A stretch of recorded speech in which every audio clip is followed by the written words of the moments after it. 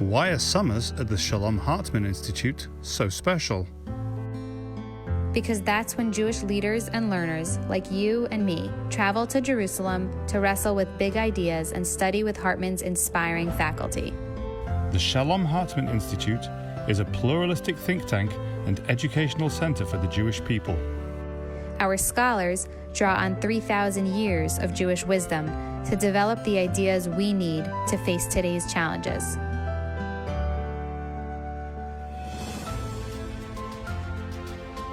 This summer, the pandemic has prevented us from traveling, but it doesn't prevent us from learning together. Welcome. Join hundreds of Jewish leaders for All Together Now, a month-long celebration of ideas from the Shalom Hartman Institute. From now until July the 23rd, come learn with us in this moment of crisis and opportunity.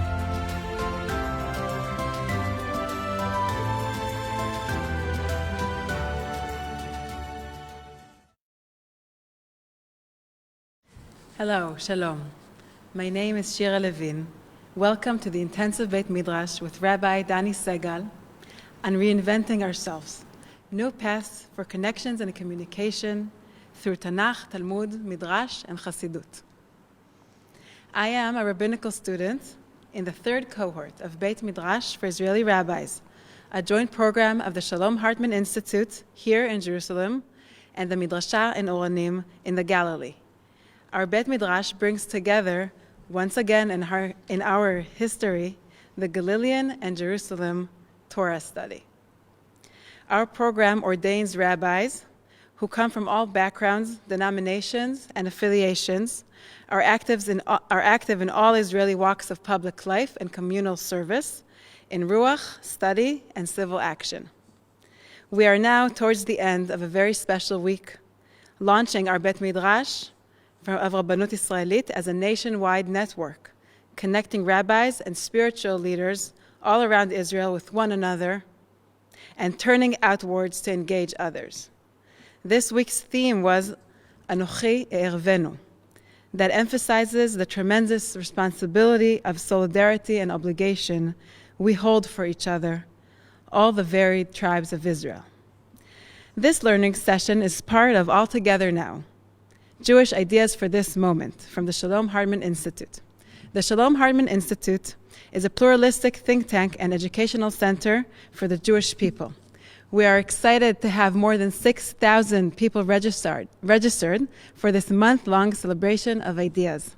That includes more than 1,000 rabbis, 600 educators, and 700 Jewish community professionals. We're also hosting major learning programs for teens and college students. Here are a few things we need to know before Dani starts teaching. We encourage you to submit your questions in the Q&A feature of this webinar throughout his lecture. Dani will pause to take questions during the intensive Beit Midrash. Dani and our production team are the only ones who can view the participant questions. Rabbi Shraga Baron will be hosting questions. This session will be recorded and should be available in 2 days. If you haven't already, you can easily access sources for this session on the same page you used to open this Zoom link. At the end of this session, you will be invited to complete a brief survey about your experience. We thank you in advance for taking the time to share your feedback. I'm happy to introduce Rabbi Dani Segal. Rabbi Dani Segal is a co-director of the Shalom Hartman Institute in the Midrashah in Oranim, Beit Midrash for New Israeli Rabbis, of which he is a graduate. He is also the former rabbi of Yeshuv Alon, a heterogeneous Israeli community committed to secular religious coexistence in Israel. Rabbi Segal attended the Har Etzion Hester Yeshiva and served as a paratrooper of the IDF. He is founding member of the Bet Prat Academy of Leadership, an educational secular religious program for pre- and post-army participants, and is the founder and director of Desert Premarital Retreats. I even personally participated in one of Dani retreats some 10 years ago, specializing in communication and marriage. In 2014, Rabbi Segal spent a year in New York as a Tikva Fellow, teaching at Drisha and speaking at different communities in the New York area. He's married to the wonderful Anat, and together they have 6 children. I am privileged to be one of Rabbi Dani's many students, both here in Israel and around the world.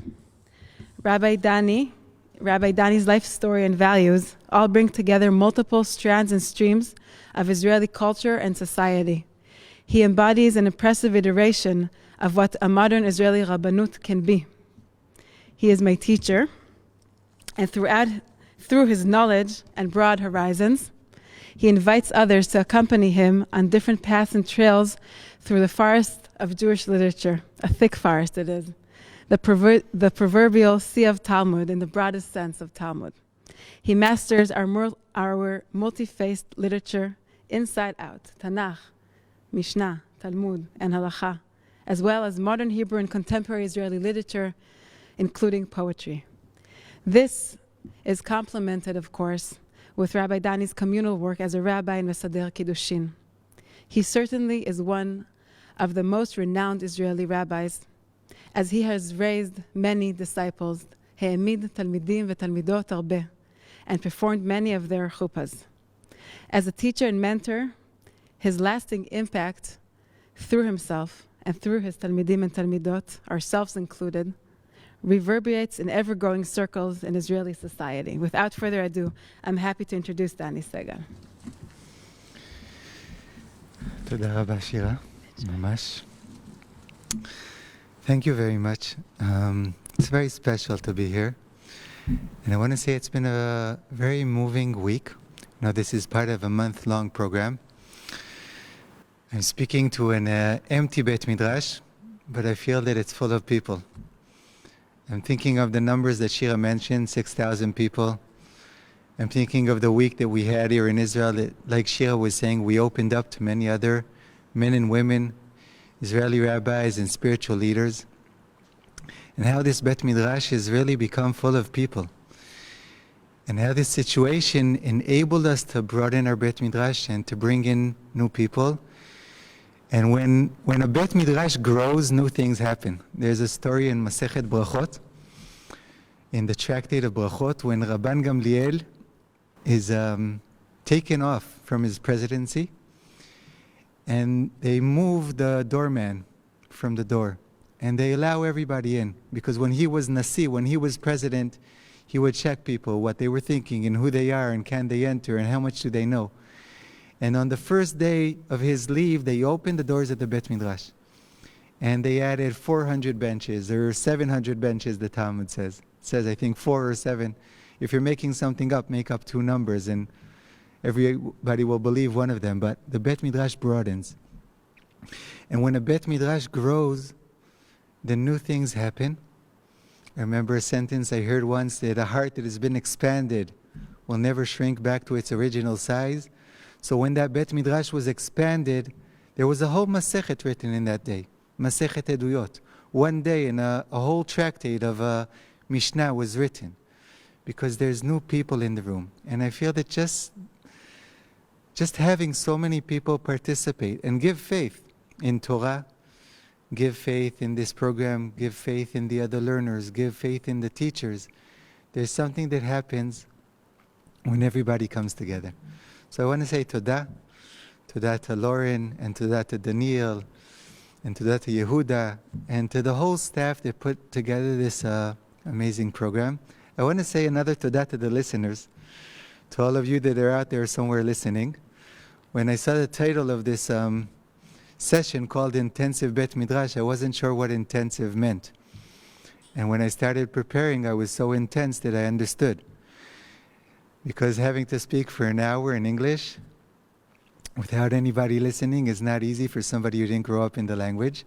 And my Todah to you is I was so intense, so I turned to my Abba and I went through the whole hour with him. So thanks to all of the people listening, I had an hour conversation with my Abba.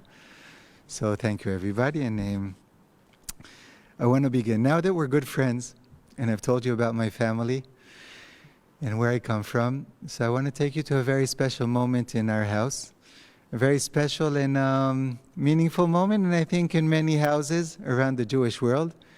It's about 10 or 15 or 20 minutes before candle lighting on Erev Shabbat. Our house, I think, like many houses in the Jewish world, kind of goes crazy because we're spending those 20 minutes thinking of what we did and what we didn't do. And is the chicken soup hot enough? And did somebody do the lights? And where are the candles? And everybody's finishing their last showers. I know that as Israelis, by the way, we're very spoiled. And that we're stam complaining. We have no real reason to complain because all of you overseas, you work on Friday. We don't work here on Fridays, or we work very little on Fridays. And you still get Shabbat done. But it has nothing to do with the time you have. Those last 20 minutes are always very busy. And the first source, I want to take you to those 20 minutes of the first Shabbat in the world. And what happened in the Kadosh Baruch Hu's world, in God's world, 20 minutes before candlelighting on the first Shabbat. So I want to start with source number 1. And with that, to try and lay out a bit of what I want to talk about today throughout our session. So there's a Mishnah in Masechet Avot, in chapter 5, speaking about Asara Dvarim Shenivreu Be'erev Shabbat Ben Hashmashot, the 10 things that were created on the evening of Shabbat at twilight. So I can imagine God sitting there and saying, okay, it's almost candlelighting. Did I create everything that I wanted to create? Giraffes, yes. Elephants, moon, sun. Everything is there. And then in those last 20 minutes, according to Chazal, he puts in 10 more things, and some will add even more. So 10 things were created on the eve of the Shabbat at twilight, and these are they: the mouth of the earth, the mouth of the well, the mouth of the donkey, the rainbow, the manna, the staff, the shamir, the letters, the writing, and the tablets. And then others add to those 10 many other things, and some say also the demons, the grave of Moses, and the ram of Abraham, our father, and some say also tongues made with tongues. So I'm sure many of these things were not understood, and we're not going to go into every one of them. But I want to think for a second of the idea, because each one of these holds something in pshat and in drash. Each one of them holds something, I would say, in the simple meaning, and also as a paradigm, as what it carries. So Pia Aretz, the mouth of the earth, is the earth opening up to swallow, because that's what the earth does. Whenever there's a problem or a dispute which is too difficult, then the mouth of the earth opens up. It happens with Cain and Hevel. There's two brothers and they're fighting. And the earth swallows Hevel's blood. It happens again with Korach. When there's a dispute between him and Moshe, again it's brothers or people from the same family fighting. And the earth swallows up. It's like the earth being the mother. Adam sheba me'adama. The human that was taken from the earth, and she can't take the fact that the children are fighting and something swallows. So Pia Aretz can be the actual Pia Aretz. The earth also kind of opens up in a way when Joseph and his brothers are fighting, because there's a pit. That's also the earth opening up. So it could be the actual Pia Aretz, or it could be the actual mouth of the earth, or the actual mouth of the well. But Pia Aretz can be the borders and order in this world. And Pia Be'er can be Shefa, can be the fact that there's water and there's food. And the rainbow can be the inclusiveness in this world. And it can be the actual rainbow. And manna can be our ability to be content with what we have. So they all have different interpretations in Pshat and in Drash. And it's beautiful, and if this were a class where we could hear each other, just to think what each one of these things represents. The staff is the leadership, and the shamir, for those of you who aren't familiar, the shamir, according to their interpretations, is a little worm. It's a tolat a-shamir. That when they needed to build a temple and break the big stones, and they weren't allowed to use any kind of sword, because the temple is a house of peace. And you can't make the stones of the temple by using swords. So they had a worm, a tolat, shamir, which was small and squishy like a worm, but it had the ability to break through the rock. So maybe the shamir is the creativity, or our ability to face something which seems as difficult as stone and overcover it. And the ktav and the michtav and the luchot, the letters, the writing and the tablets, it's language and our ability to convey ideas and to put them down in writing and to dream and to grow in those, to put those dreams down into reality. So all these things are written, and the tablets, by the way, I don't think are the first tablets brought down from Mount Sinai. Tablets are the second tablets. Because one of the things that God created when He was creating the earth in the last minute are the ability to have a second chance. What happens when things go wrong? So we could dive into any one of these 10 things, but I want to think of the idea for a minute to try and frame what we'll be speaking about. Because the idea could be maybe one of two or of a few. We could say that God is saying, or that the Mishnah is saying, we don't really believe in miracles. So they're putting all the miracles into creation. And we don't think that God created nature and miracles are a breaking of nature, but all the miracles that happened were already there at creation. I think the Mishnah is saying something else.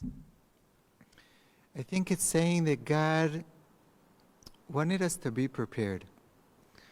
You know, you send your child off, and it could be in the morning when they go to school or day camp. Could be off to college or to the army. It could be just they're going to meet their friends. And you want to give them something. So you send a sandwich, or you say, here, take some money. Or you want them to be prepared. We're never going to be with our children everywhere they are. And so when my child left this morning for day camp, so you give him a sandwich and some water. But you want to equip him with everything possible. Here, Noam, take an umbrella. And he says, yeah, but it's the middle of August. But you want him to be prepared for anything. And I think this story about the Mishnah is God is saying to the world, not everything is going to work out. And things are going to go wrong. And when things go wrong, I want you to know that there's something there. So anybody who says that the ram of Abraham was there, so God is saying to Abraham, you might face a very difficult situation. But if you lift up your eyes and look, there's a solution. And there's something there. And there's two things that the Mishnah is saying in that sense, and both are very important. One is it's saying things are going to go wrong. I think that's an important thing to say. Whenever I marry or perform a wedding for a couple, when I'm preparing with them or when I'm doing these seminars, I tell them things aren't always going to go great. And you might have some problems and you might argue about something. It's important for a couple to know. When I finish the seminars, I say, if you're sitting on the porch next year and you've had a wonderful year and you didn't even fight once, and you're looking at each other and you're saying, boy, Dani must have had a tough time. He mentioned all these tough things. So I say that's okay, but if you're amongst the other 98% of the people that not everything went well, I want you to know it's okay. When I asked a good friend, she's a rabbi, she got married before me. I asked her a few months later, how's it going? She said, terrible. In Hebrew, she said, zva. And I looked at her and I said, what? Zva? And she said, no, the truth is everything's going great. But I want people to know that it doesn't have to always be great. So this Mishnah is saying things are going to go wrong, and it's also saying when things go wrong, I want you to know that you're already equipped with things that can solve them.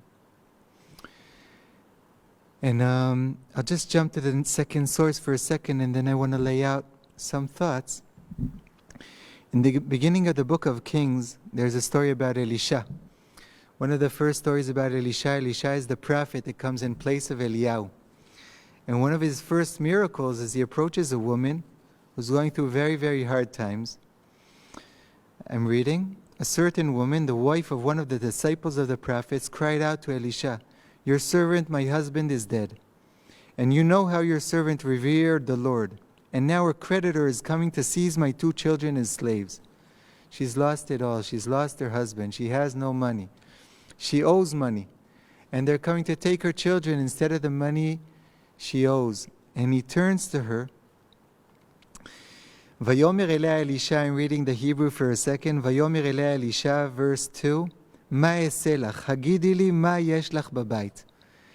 It's so nice. He turns to her and says, I want you to know you have something at home. Because it's phrased as a question. He says, what's in your home? What have you in the house? But I think he's turning to her and saying, if you look around, there's something that will help you deal with what you're going through at the moment. There's something in your house that will help you. And it's saying the same message that we were saying before. If you're going through something, there's something there. Just lift up your eyes, look around, there's something there to help you. And then he tells her to turn to her neighbors and to prepare as many empty vessels as she can. And then there's this great miracle. She has one little vessel of oil.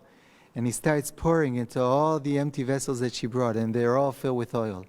And once the last vessel that she prepared is full, the oil stops. I remember my Rosh Yeshiva saying, if she had prepared more vessels, there would have been more oil. And the idea of the solution being there is a very strong idea. And I'm thinking at the times we're going through today, and what a statement of faith this Mishnah has for us. Saying there's a solution, it's out there, it's been prepared. So in many ways, something in the title was wrong. It's not really reinventing, but it's just looking at what we've invented or used, or re-looking at them, and finding the tools that we have. I think many of the vessels we've prepared, and that's what I want to discuss in the time we have together. Many of the vessels we've prepared as a people over the past 2,000 or 3,000 years have a lot to do with connection and communication. Because those were the main challenges that we faced. How do we connect when we're not in the same place? How do we keep communication going when we're in different countries, when we speak different languages? How do I write a text that speaks to someone who's only going to read it 500 years later? How can I listen to someone, or how can I live according to something someone wrote if he hasn't been here for over 1,000 years? We've had many challenges of connecting to each other and communicating, and we've reinvented ourselves again and again. Rabbi Yochanan ben Zakkai had to reinvent Judaism. There's a difference between Judaism with a temple and without a temple. Maimonides had to reinvent Judaism because there was too much written, and nobody can understand or hold on to the knowledge anymore. And we had to reinvent Judaism with a state and without a state. And again, we're thinking of ways to convey messages, to talk, to listen, when our circumstances have changed. And I'm thinking of the times today, I'm speaking to an empty Bet Midrash. This is one of our challenges today. What do you do when you're talking to a microphone? What do you do when you're davening in an empty shul? How do you give a Rosh Hashanah sermon when the people that you're giving it to are not sitting there in the front row? When you're not looking them in the eye? When you don't feel their presence? So these challenges of connection and communication are new challenges, but I want to say that we've been facing them for many years. And just to give an example, before we go on with text, one of the 10 things that the Mishnah in Avot mentions is the mouth of the Aton. This was this week's Parsha. Bilam was riding on his donkey, and suddenly the donkey turns to him after he's not behaving, and he hits the donkey. And the donkey says, "Hey, why are you hitting me?" And the two sources 3 and 4, are talking about the miracle of speech. And the miracle of speech is twofold, because it's the miracle of speaking, that the donkey opened its mouth and started speaking. I think that's the lesser miracle. The bigger one, that was source number 3, but if you look for a second at source number 4, Shadal, Rabbi Shmuel David Lutzato, the 19th century in Italy. Very, very interesting character. Was a rabbi. Headed a rabbinical school, the rabbinical school of Padova. A very prominent figure in Italian Judaism. And a great lover of Zion. And a great Zionist for his time. And believed in people coming here. A poet. A great lover of the language of Hebrew. Taught in Hebrew. Wrote in Hebrew. And a wonderful commentator. And when he commentates on this whole discussion between Bilam and his donkey, he raises the question which always bothered me. So I was so happy to find Shadal. It's not how can the donkey speak. It's the fact that when the donkey says, "Hey Bilam, why are you hitting me?" Bilam answers the donkey. And he says, "Because you did so and so." Because I always expected Bilam to say, "Hey, you're a donkey. How are you talking? What's going on?" Or to stop and think. So I'm reading the first lines of Shmuel David Luzzatto. He said, "Did the donkey speak or not? It is certainly within God's power to make that a reality." That's not what bothers Shadal, Shmuel David Luzzatto. He wasn't a big lover of miracles, but that's not what bothers him here at the moment.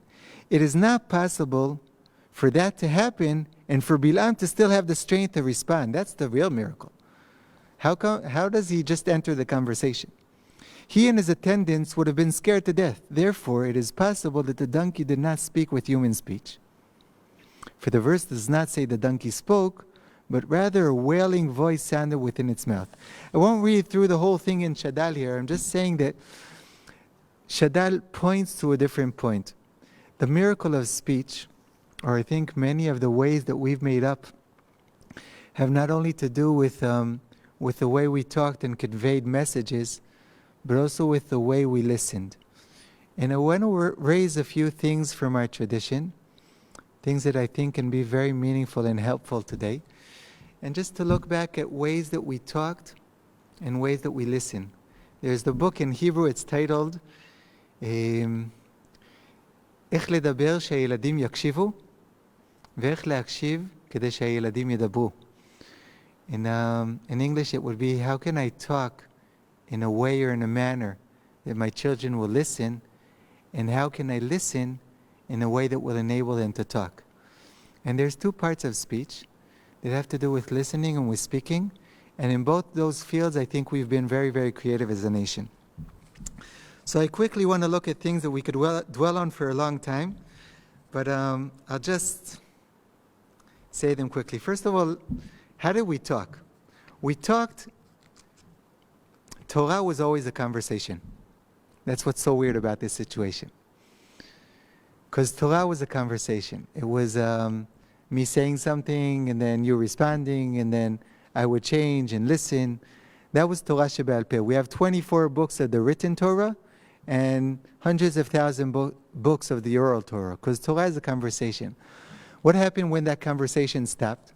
When we had to write down the oral Torah, when Rabbi Yehuda Hanassi in the 2nd century had to write down and put the oral Torah into writing.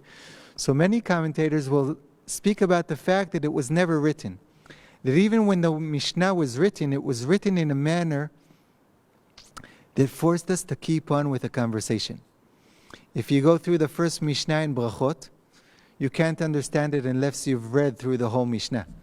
Because it mentioned that the priests are not pure, and if you want to learn about purity of priests, you need to learn the last Mishnah. So you basically have to learn the written Mishnah orally with somebody who's already learned it.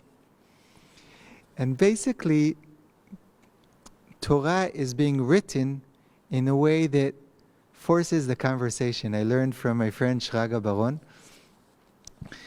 about when Mendelssohn writes in Yerushalayim. He says that all of the oral Torah, it's basically teasers. It's hints in this world that are just there to force the conversation. What's a mezuzah?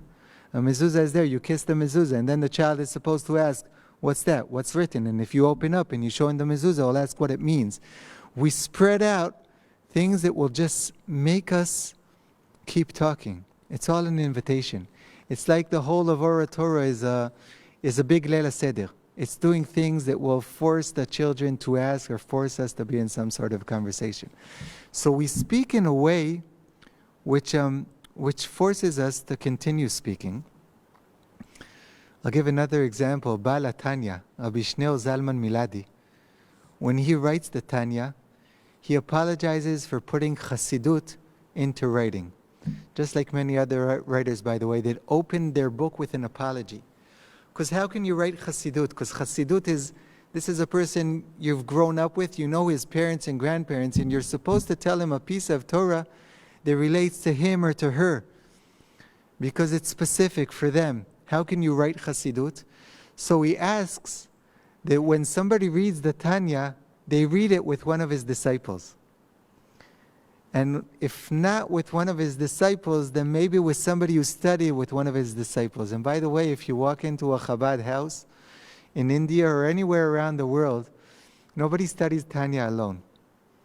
In Chabad, you're supposed to study Tanya with somebody else. Because for Rabbi Shneur Zalman Miladi, if I'm studying Tanya, hundreds of miles away from where he was, and 200 years later, I'm studying with him. That's our ability to speak with people and to carry on the conversation, even though there might be thousands of miles or many, many years separating us. We've learned to talk without the presence of people. We've also learned to listen that way. And we're very, very good listeners. Bilam, according to Shadal, was a good listener. And we've learned to listen in a way that allows the texts to speak very, very richly. I remember a course in university, Professor Yosef Dan. He was giving a course in Mavo LeTorah Shebe'al Peh, an introduction to the whole world of the oral Torah. And he was speaking about, sometimes we feel that Chazal were too good listeners, that they find things that aren't even there. They'll do gimatria, they'll say this is the numeric values of the letters, and they'll split words into two and translate them into other languages and count letters and change the meaning. And we'll say, hey, this doesn't appear there. You've gone too far. And when one of the students raised their hand and says, they're just making it up, it's not in the text. He said, I want to tell you about Chazal as listeners. And he said that when Chazal woke up one day to the destruction of the temple, they faced a new reality, because the temple was there for over 500 years. And a reality without a temple is like a reality without the sun rising in the morning. And suddenly a real relationship that they had with God, that involved prayer and sacrifice and meeting all your friends 3 times a year, and the whole economic system and the religious system, everything disappears within a day.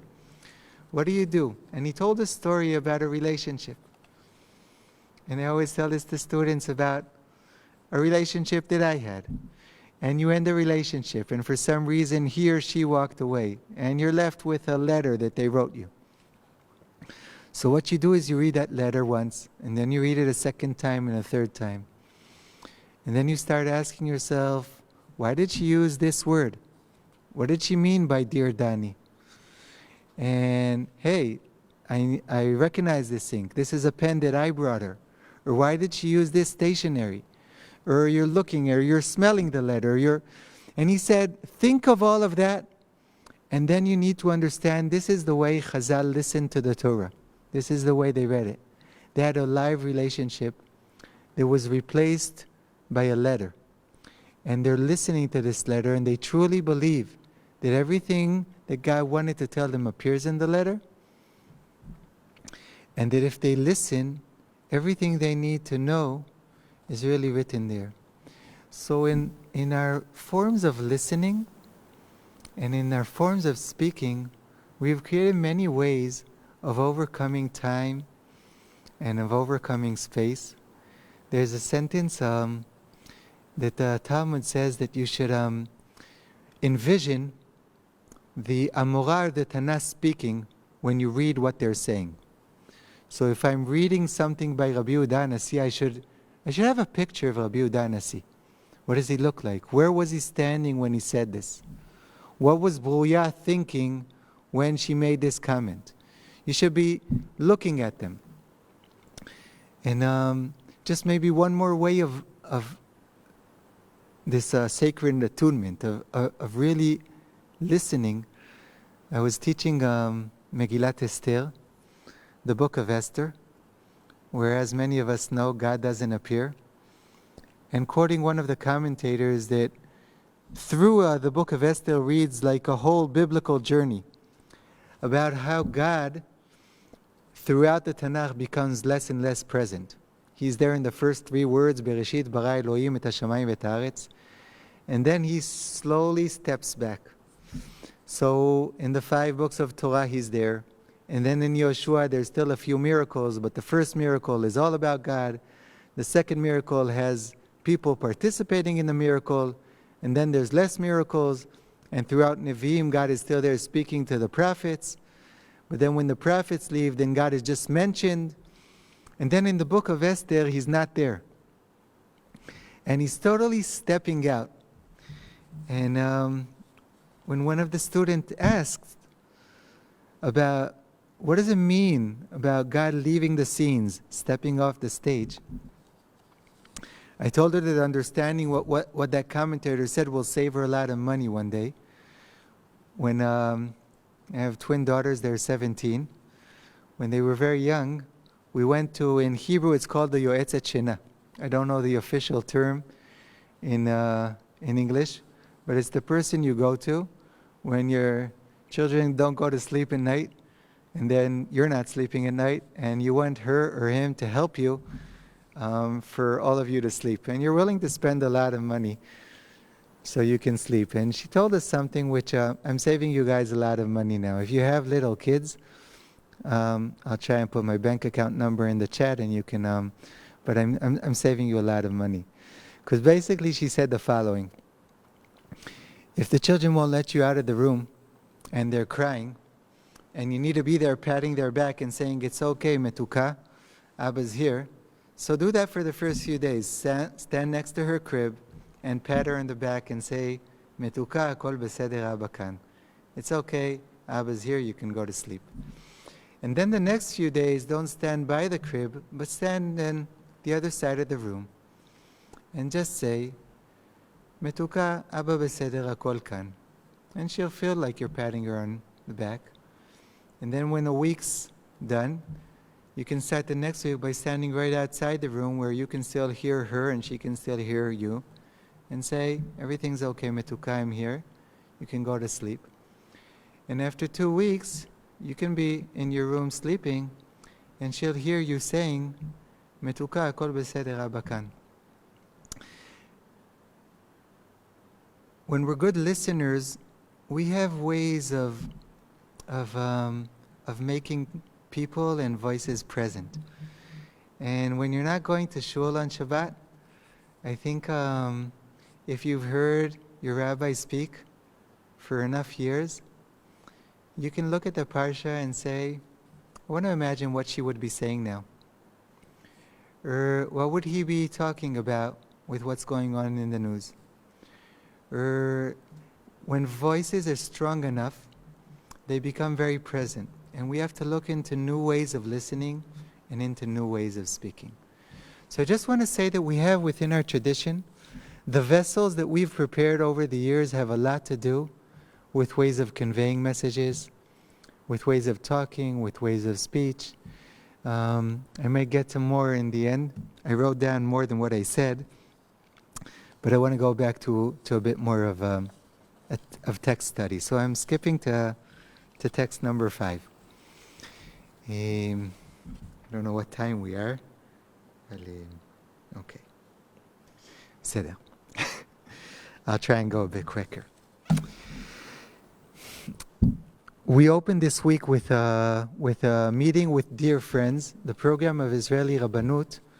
We had a meeting last week with the RLI program, because we've made a point to try and meet or allow these 2 programs for Israeli and American rabbis to spend time together and to study.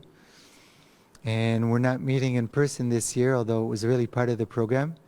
So we had a round table together, and we met. And the opening question that Hadass, a dear friend, posed was about lost and found. She said, what have we lost and what have we found throughout this whole time period? I think it's a great question, and it really made me think. And I want to look at the term in Hebrew, Hashavat Aveda, lost and found. And I want to look into Hashavat Aveda for a moment because I don't want to, or in addition to what I was saying of looking into ways of communication, of talking or of listening that we've lost, I want to look into communication itself as a form of finding things that we've lost. I want to speak about connection and communication and why they're so important even though we're so challenged at this moment, because we're losing a lot of things. And the ground in many ways is shaking under our feet. And how can the whole idea of connecting to other people be helpful in retrieving or finding things that we think we might be losing? So I want to dive into Hashavat Aveda. We're going to look into the verses now of Lost and Found. And then we're going to be looking at two different Hasidic takes on the idea of Lost and Found. I want to look at the verses first to begin with. So the verses are from Deuteronomy and they say the following. I'll read a bit of the Hebrew. לא תראה את שור אחיך או את ציון נידחים והתעלמת מהם השב תשיבם לאחיך. In English, if you see your fellow's ox or sheep gone astray, do not ignore it. You must take it back to your fellow.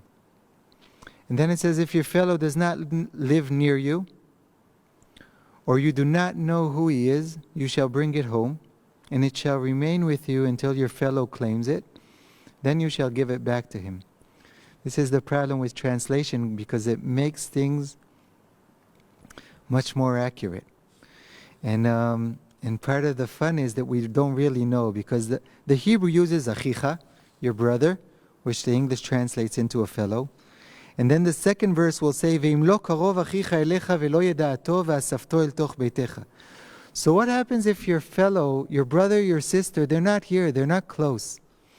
So ve'asafto el toch beitecha, you should take him into your home. But who are we taking into our home?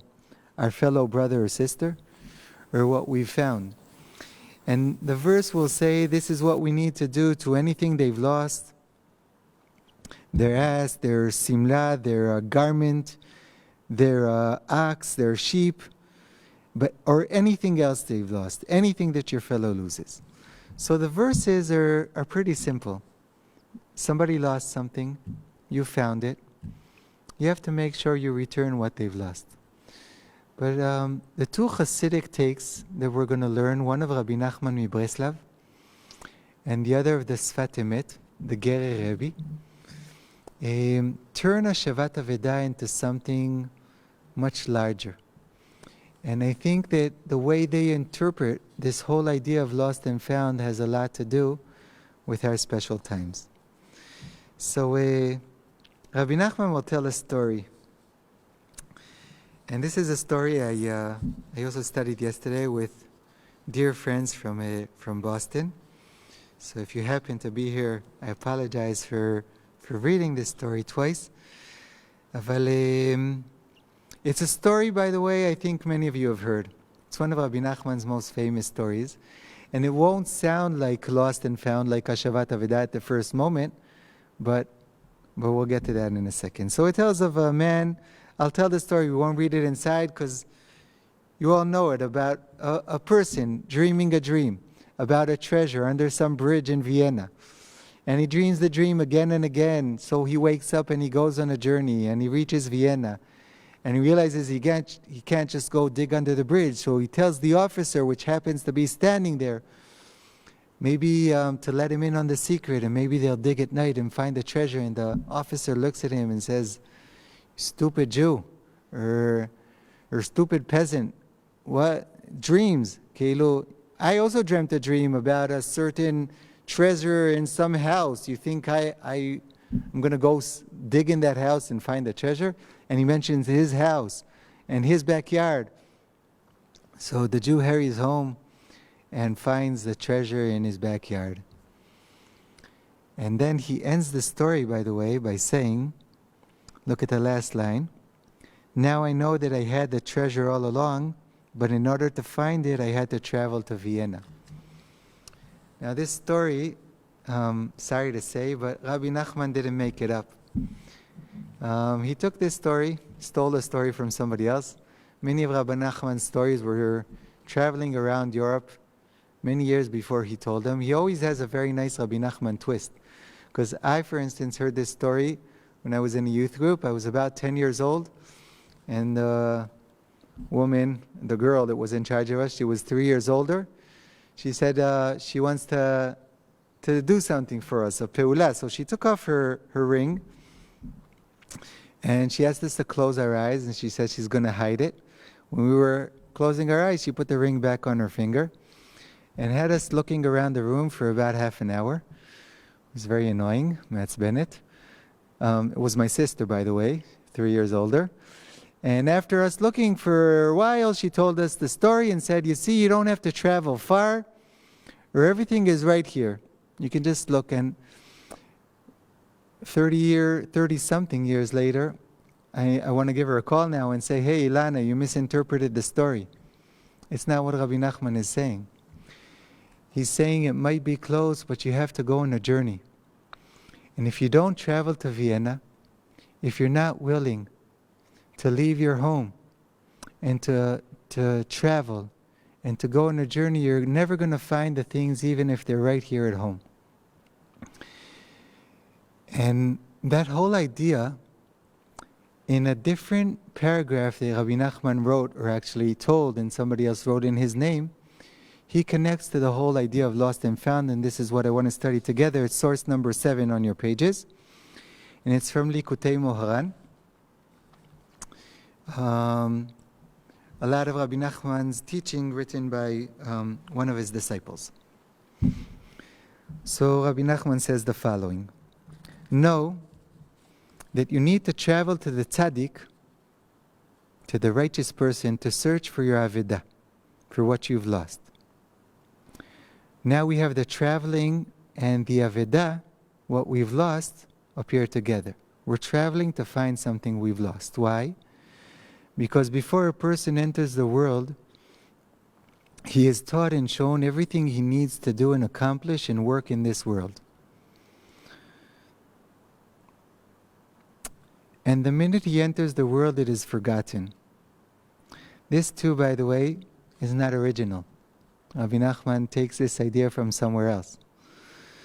So I don't know what you're doing at home. Some of you might be doing this.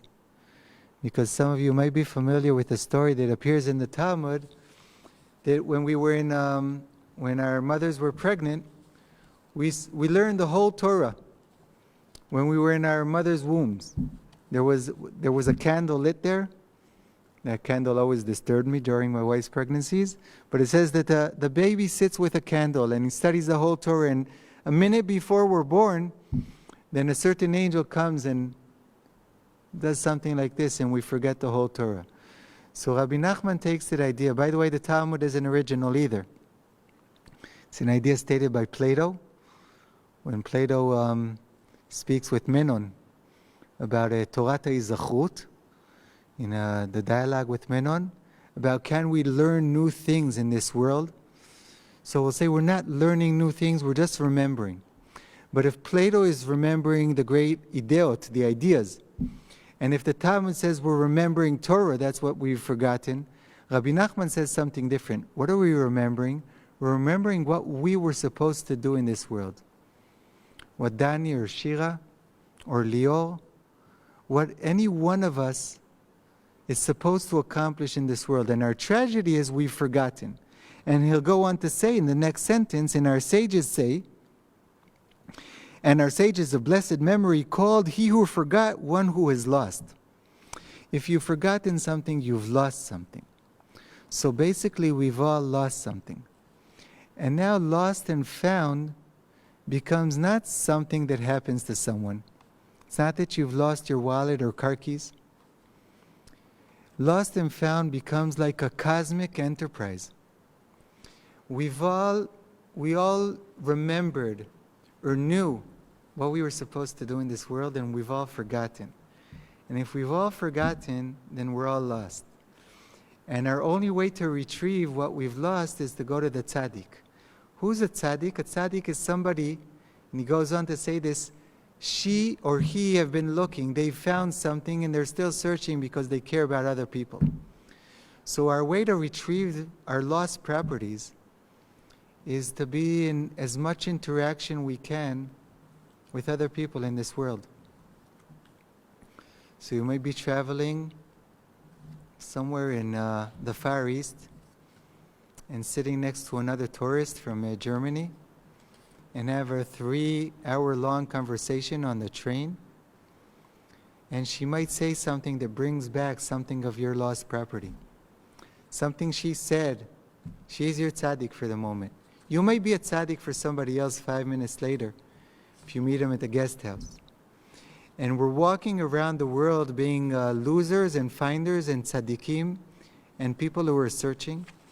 So Hashavat Avedah becomes something that we're involved in doing, and the way to find what we've lost is to be in interaction with as many people. It's to be in a Bet Midrash. It's to have a chevruta. It's to listen to an opinion that you've never thought of. It's to open another shiur. It's to ask another neighbor, how you doing? Or how are you really doing? And what's going on at home? It's to call your parents every day. It's to sit down with your children for a cup of chocolate milk at the end of the day. All these interactions are part of our lost and found. And their connection and communication, it's not only something we need to recover, it's our way of recovering many, many other things. And I want to give a last look at lost and found before maybe we go to the poem ending this study. The Sfat Emet, the Gerer Rebbe, early 20th century, speaks about Hashavat Avedah, and I'm on source number 8, in a very, very interesting way. And I think he gives us a piece of advice which can be very, very useful in these days. So he says the following. He says, "Lo tireh et shor achicha, o et seyon nidachim baderech hashev teshivem leachicha." He quotes the verse, which is quoted also in the English, in the top, if you see your fellow ox or sheep gone astray. And I'll read his first sentence in Hebrew. יש לומר שכל מי שרואה בחברו טועה מדרך הישר, ויש לומר שור לשון הבטה. The term יש לומר is great in Chassidut because it says, I know this is what the verse says, but I want to say something else. It doesn't really say shor, it says shur. Shor is an ox. Shur is a gaze or eyesight. And he's saying, it's one thing if your friend has lost their wallet.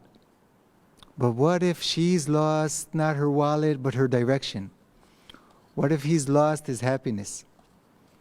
What if they've lost somebody who's very close? There's a lot of different Hashavot Avedah. So he's saying, Hashavat Avedah becomes our obligation to look around us and to help people retrieve anything they've lost, and things that they've lost are greatly expanded. But how do we do that? And I want to say especially, how do we do that if they're not here? If we don't know who they are, if I know who they are, but I can't go over and give them a hug, or I can't walk into their house. So how can you help then? So he says the following. The advice, I'm in the third line in the English. The advice for attaining this is to repent. He takes Hashev Teshivem, which means to return, as what we call tshuva, to repent. As it is written in the holy books, whatever a person sees is connected to him, and he must repent for it.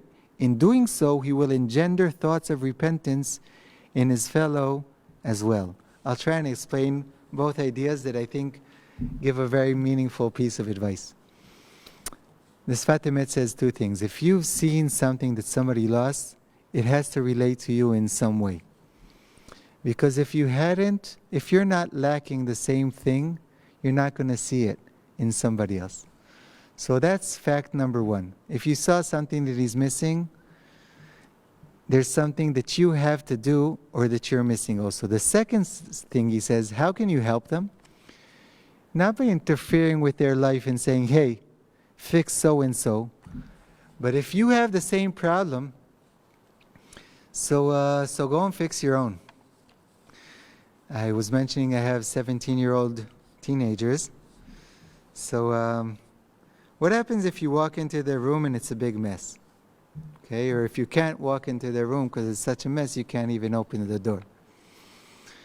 So the Sfat Emet says basically you have one of two options. You can open the door and say, hey, clean your room, it's a mess. Or you can open the door, you can look at the mess and say, if I saw the room is messy, I must have a mess in my own room. And gently close the door and go and clean up your own mess. And he'll say that that will help much more. I greatly believe in that, by the way. And if part of our ability to do Hashavat Avedah and to help people somewhere from within our closed room is to be very aware of what's going on with them, think what people are lacking, connect it to the places where we must be missing or lacking, and work with what we have and what we can obtain at this specific moment in order to help others. So I just want to go through what I've said up to now, and I might break for questions because I think this is my world record of speaking in English without pausing to think or to hear a question. But I want to say that way back in the first Shabbat, when the Kadosh Baruch Hu was thinking of the world he was about to create, I think he was thinking of these times too, and of this moment. And amongst the 10 things he created with all sorts of tools and creativity, he must have put something in there for us. And I think when we think of things he put there for us and the challenge that we're dealing with in these days today, many of the things that we've found over the years had to do with our ability to talk to each other, to be in conversation with different people from different places, different walks of life and different beliefs, and have our words and our listening or believe that they can overcome all those gaps and differences. And that conversation, by the way, and our ability to hold on to that conversation is also a form and mean of finding things that are much greater than just the ability to talk, but our ability to be in conversation is also part of our ability to help each other or be each other's tzaddikim to find or to renew or to reinvent many ways of dealing or finding things that we're lacking in these days today. I do have more sources on the page, and I want to talk for a bit about poetry and about words and about these times. But I want to stop for a second to breathe, to hear another voice, to let you think for a second about the things that we've been saying, and maybe to take a few questions, and then we'll go on to the other sources. So I'll stop here for a second, and tada. תודה רבה, הרב דני. It was a real pleasure, and there are a lot of comments saying a lot of thank you, a lot of thanks sharing with you, and a lot of verses saying, following and strengthening your paths and moves. And there are some questions that are challenging the thesis that you just put forward. And you didn't talk about hate speeches, about the ability to destroy the world with words. And what is, can you relate a little bit about this, ethic of conversation that you tried that you described so beautifully on the positive side. How can you mend speech with speech, words with words? What is the technique? What do you do when you face anger? And there are now riots in the streets and protests. Can you connect to those, the stress that is expressed also with words? So it's a wonderful question. Thank you very much. The school my children go to, they've had a principal for the last 20 years. She just left her job. Ramesh, it was very, very moving. Nobody could come to say goodbye to this wonderful principal. So she walked from her house to school, which is about a 5-minute walk. And keeping our social distances, all the parents and children stood on the sides of the street and were singing to her on her way to school on her last day. And one of the things with this principle is, children can speak not nicely to each other. And they can use words to put each other down. When I said Talmud in the Koteret, the Talmudic passage I wanted to talk about was about Ona'at Dvarim, when we use words in a way that doesn't allow people to grow. So she had a term that she coined, and it's amazing because she's been teaching for 20 years, so there's people that are already 30 years old, and they can hear somebody say something and they'll ask, המילים האלה מגביהות או מנמיכות? She coined the term, מילים מגביהות או מנמיכות. Are those words elevating or degrading? And she won't say to children, don't use foul language, or that's chutzpah. She just, are you using language in a way that allows people to grow? And I think that, of course, words can be terrible. And they can be degrading, and they can be devaluating. And words have a lot of power, and unfortunately they can be used in difficult ways. One of the things that we were saying throughout the session is that not all the power is on the side of the speaker. There's always the listener. Rabbi Nachman has a different passage in which he says, שצריך לדון את כל האדם לכף זכות.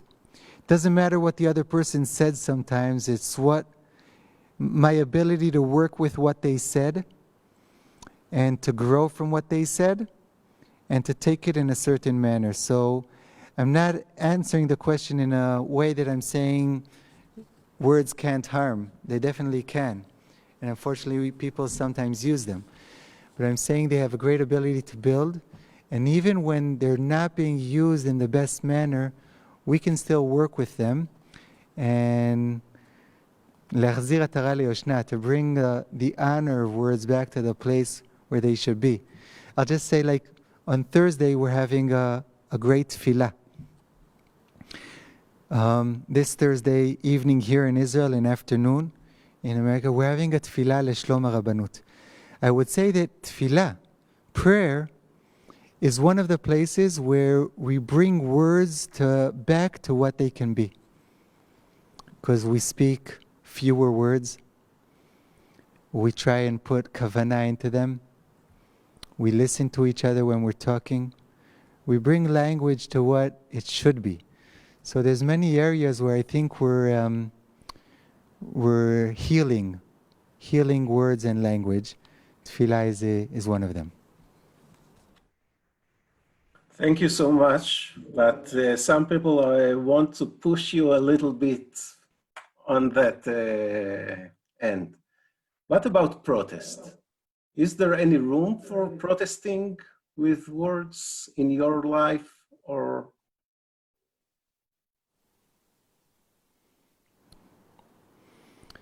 There's definitely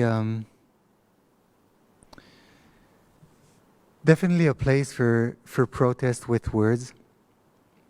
I want to share something with the listeners. I'm not avoiding protest. I'll get back to it in 1 second.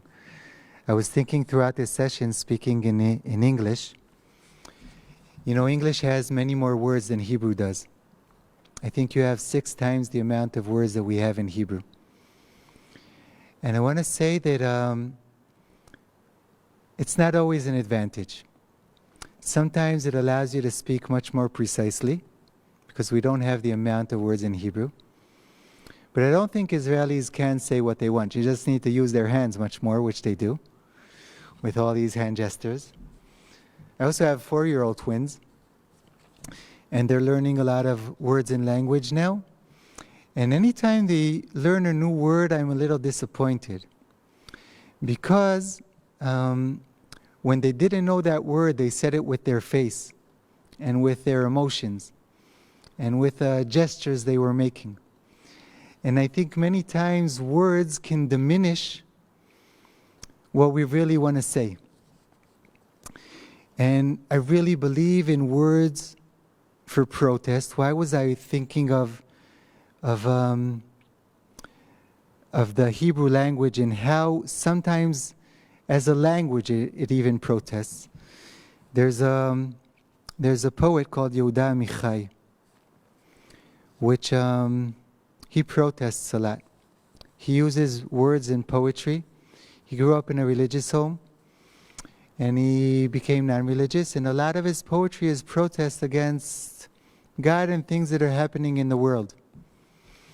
And he has a poem called Ilmale Ha'el Male Rachamim. In Hebrew it says, Ilmale Ha'el Male Rachamim, Hayu Rachamim Ba'olam Velo Rak Bo. And it takes the beautiful prayer that we know, El Male Rachamim, but he turns it into not God full of mercy as, oh God, you are so merciful, but you took all the mercy to yourself. If you were not so full of mercy, he says, maybe there would have been some mercy left for this world. And he does it all in one word, full of protest. Ilmale ha'el male rachamim. He turns el male to ilmale, if not God were so full of mercy. So if we're looking for protests, I think words, especially when they're so condensed, somebody can scream out why, and that word can be so full of protest. Or ilmale male rachamim. There's definitely room for protest. Anybody who heard Tamar speak on Monday, and speak about indifference, and speak about what we spoke about today, lo tuchal leitalem. If something is lost in this world, we need to train ourselves to look at the world as if they are our brothers and sisters. Hashev teshivem le'achicha. And protest is embedded into the world of Hashavat Aveda. Because you need to train your neshama to realize that if somebody is missing something, you're lacking it too. And you have to protest against what's missing in this world. So language is definitely there for protest. It's not only healing language. It's there to, we use it when we're angry. Avraham will use words to say to the Kadosh Baruch Hu, Shofet kol haaretz lo yaseh mishpat. You're the judge of the whole world. How can you be doing such unjust? And we use it to repair, and we use it to say when things can be different. So it's definitely all part of language. I hope that answered a bit better. And thank you so much. I think that you are a kind of an embodiment of the healing power of words that can be deep and poetic and still be a great example of how do you protest in a very deep way and in a way that heal the rift and not just broaden the gaps. So thank you very much for that. And a lot of people are mentioning the healing quality of this lovely lesson. And they are asking also if you can elaborate a little bit about the Eicha and the Yeka element that you put on the pages as we approaching Tisha B'Av and the destructive maybe role of words in Jewish history. So I'll get to Eicha in a second. I wanted to say one last thing about protest. I'm a son of a conservative rabbi, Rabbi Benji Segal. We grew up going to an Orthodox shul. There was no conservative synagogue where we grew up, and later on my parents established one. The rabbi, who's a wonderful person, had a lot of politics in his sermon. His politics were very different than my Abba's politics. And many times he would say things and my father would talk out. It was always very embarrassing as a child. And once he spoke out against the conservative movement. And I was sitting there looking at my Abba, thinking what he was going to do. And my Abba got up quietly and walked out of shul. We sat right next to the Rav. And there was a long way out of the shul. And there was silence in the room. And he walked all the way out. And he opened the door and he gently closed it behind him. And I think there's a lot to say for very quiet protest. I mentioned Avraham. Avraham screams at the Kadosh Baruch Hu, how can you do this? How can you destroy Sodom? There's another character that protests against God. It's Noach.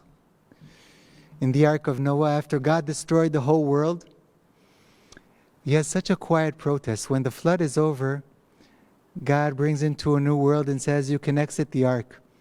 And Rashi, the commentator, being a very good listener, explains that God is also saying to Noach, here you need to establish a new family.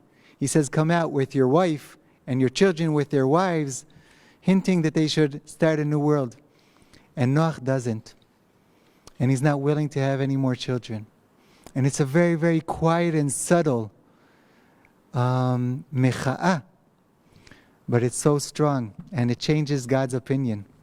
And then the keshet, the rainbow appears. So there's a lot to say for Mecha, which is for very quiet protest.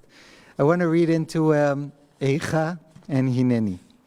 So I'm in verse, or source number 9, or I'll actually start from 11. Because in 2 weeks, we'll be reading Eicha, the book of Eicha, on Tisha B'Av, when the book is about the destruction of Jerusalem. Eicha yashva badad ha'ir habat yam. How have we come to a situation where Jerusalem looks like this? And the word Eicha is a very sad word. The truth is, everywhere it appears in the Tanakh, it's always sad. If the Tanakh had a melody, Eicha is always in minor. It's never major.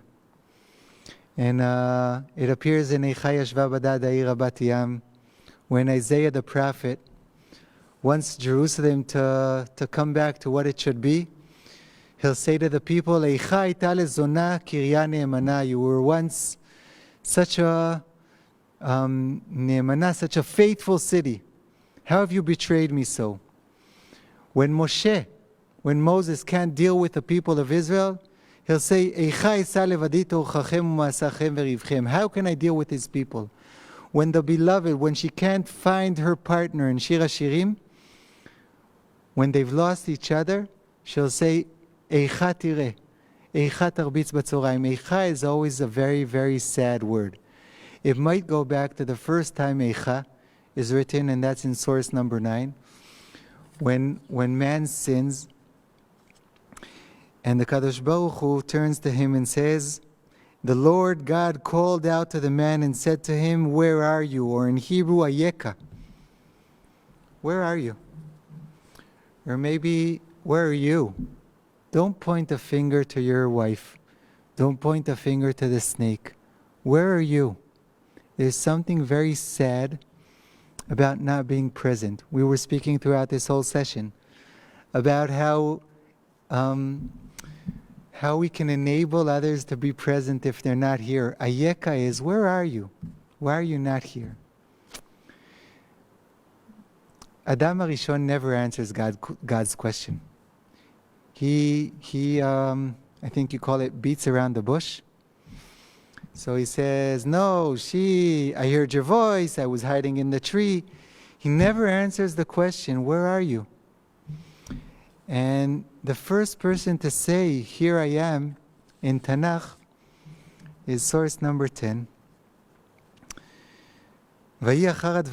Sometime afterward, this is the beginning of chapter 22 in Genesis, speaking of the Yakedah, God calls on to Abraham.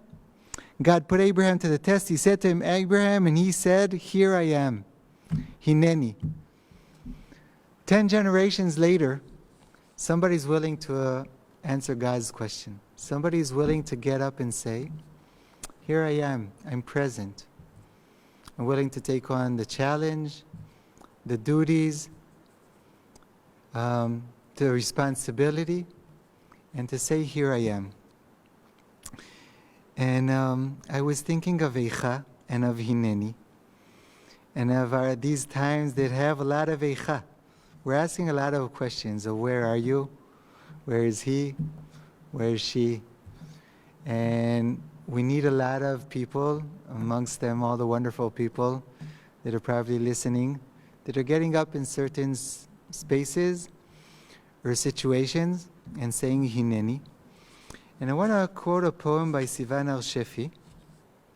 Sivan al-Shefi is a current Israeli poet. She's a wonderful poet. She writes a lot for couples, and she writes a lot about God. And she writes poetry that just has to do so much with life. Poetry is a language. When I wrote, by the way, Tanakh, Midrash, Talmud, and Chassidut, it's not different books. It's different languages. It's realizing we can talk about what our story is. That's one language. What do we need to do? That's a different language. Where does it touch upon me? That's a different language. Or what in my inner soul is reflected here? That's a different language. Poetry is a language. It's not as precise. Maybe that's its magic, that it lets us find many things. And she writes about the word Hineni, and she writes about the word Eicha. And you'll excuse me if I'll read a bit of the English and a bit of the Hebrew. So I'll start with the Hebrew and then I'll move on. כי היפה ביותר לאהבה ולאמונה היא מילת הנני. הנני לקראתך, לפניך. הנני שלך בידך. מאזינה לכל קריאותיך הנני. הנני הנך. כי ברגע הנני נופלות חומות אדירים. השרירים הגדולים מתרפים. וכנגדם נדרכים שירים קטנים עדינים. שכל רצונם לדייק רצונך, שכל רצוני. ורגע ההן הוא רגע החן, בו פנים הן פקעות של יופי. מה שראיתי אני בהינני, עין לא ראתה זולתך. כי הכואבת ביותר לאהבה ולאמונה, היא מילת היקה. כואבת כמכה, איכה. הלוואי תמצא לי, הלוואי תמצאני. מקדימה שאלתך, מקדים בדידותי, הנני. I'll read it in English. The best thing for faith and love is to say, Hineni, here I am. Here I am approaching you before you. Here I am, yours in your hands, listening to your ever call. Here I am, Hineni, here you are. For Hineni makes the mighty walls fall. The muscles so strong relax, and instead appear songs small and gentle, who desire only to have said exactly your desire, for all my desire. The moment of Hineni is a moment of graceful beauty, wherein faces are flashes of splendor. What I saw in Hineni, no eye has seen but yours. The harshest thing for faith and love is to ask Ayeka, where are you? It hurts like getting hit. Eicha. If only you'll let me find you. If only you'll find me. Anticipating your quarry, anticipating my aloneness, here I am. So I want to say two things about this Ayeka and Hineni. First of all, it's two stances of facing the world.